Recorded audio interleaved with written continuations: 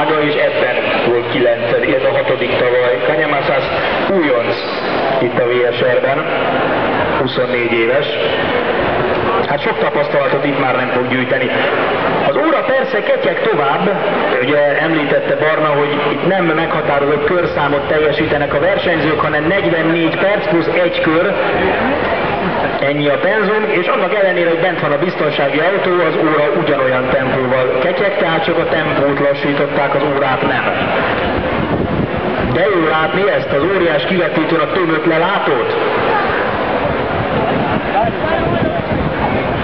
Úgy néz ki, hogy a külföldi tévés kollégákat is megihlette az, hogy itt Magyarországon mennyire szeretik az autósportot.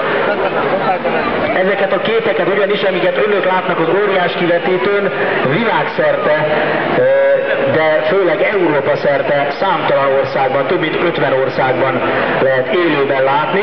Úgyhogy akit közelről mutassanak, az integessen, mert